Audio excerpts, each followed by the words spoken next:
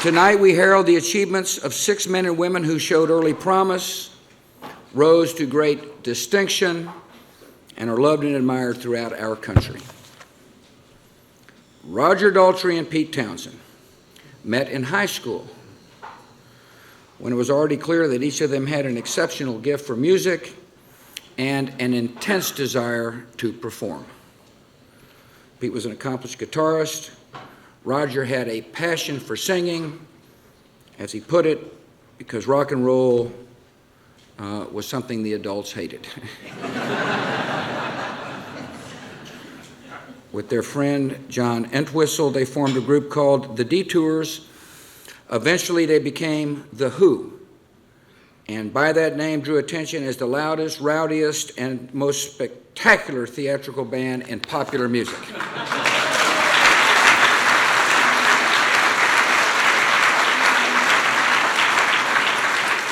Together, they delivered some of the great rock anthems of the past 40 years, including Baba O'Reilly, My Generation, Won't Get Fooled Again, Who Are You, and I Can See for Miles.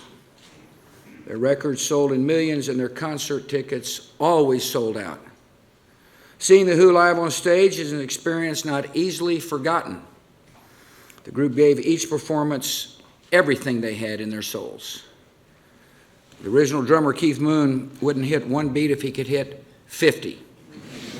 Roger Daltrey sang with his mighty, one-of-a-kind voice, swinging his microphone cord like a Texas cowboy.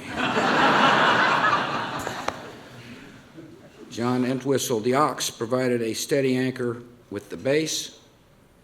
And Pete Townshend, of course, would windmill his arms the way every guitarist would like to, then smash the instrument on the stage as few guitarists ever had. This over-the-top performer is also a special talent for writing words and music. Pete has written most of the band's songs and other published works and introduced the world to rock opera with Tommy and Quadrophenia. And together, he and Roger Daltrey wrote and performed The Who's first album in nearly a quarter century, Endless Wire, released just 2 years ago. Their original bandmates have passed on, yet these two gentlemen are still putting out fine material and lending their considerable generosity to charitable causes as well. We saw their good hearts in the days following September the 11th, 2001. In what was John Entwistle's last concert with the group in the United States, The Who performed at Madison Square Garden for the police and firefighters of New York City.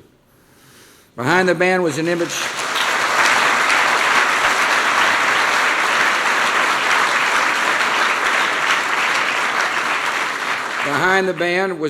of the Twin Towers along with the flags of the United Kingdom and the United States.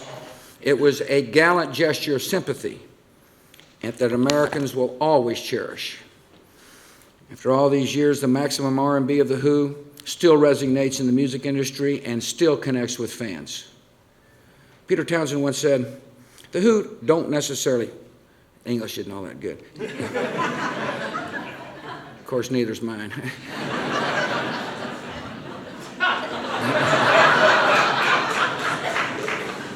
As Peter Townshend said, The Who don't necessarily captivate the whole teenage generation, as each batch comes up every year, but we certainly hit a percentage of them, and we hold them.